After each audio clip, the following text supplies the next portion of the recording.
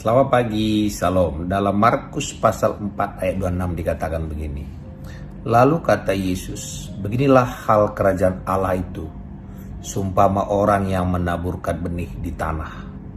Jadi kerajaan Allah itu diumpamakan seperti menaburkan benih. Jadi kalau kita lihat di sini, apa yang kita tabur itu akan kita tuai.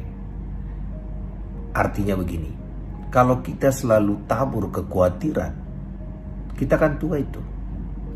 Kalau kita menabur pikiran kita dengan nonton film horor, kita tuai ketakutan. Jadi benih adalah apa yang masuk ke dalam pikiran kita. Jadi kalau kita tabur firman Tuhan ke dalam pikiran kita, kita akan tuai. Kalau kita tabur firman Tuhan soal kesembuhan, kita akan tuai kesembuhan. Kalau kita tabur ke pemikiran kita firman Tuhan soal kesehatan, kita akan sehat. Kalau kita tabur juga soal kelimpahan, kita akan berlimpah. Karena prinsipnya apa yang kita tabur, kita akan tuai. Jadi kalau hari ini pikiran kita selalu kita tabur dengan hanya baca koran, nonton TV, apa yang kita harapkan kita tuai. Kalau setiap hari yang kita dengar hanya kekhawatiran, ketakutan, selalu kabar-kabar yang tidak baik, kita tidak akan nuai apa-apa. Kita hanya nuai ketakutan dan kekhawatiran juga.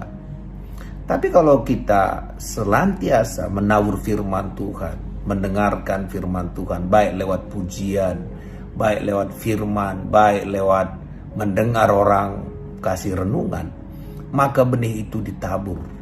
Dan waktu benih itu ditabur tanpa kita sadari, dia akan menghasilkan buah sendiri. Jadi hati-hati apa yang kita dengarkan, hati-hati apa yang kita lihat. Supaya di akhir tahun ini kita semua selalu mendengarkan Tuhan, membaca firman Tuhan. Karena apa yang kita dengar, apa yang kita perkatakan, akhirnya akan menghasilkan buah.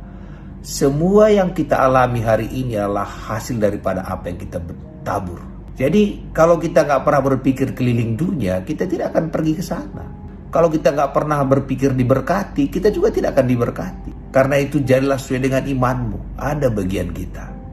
Karena itu di akhir tahun ini, mari sama-sama kita semakin lebih sering menabur dalam pikiran kita tentang firman Tuhan.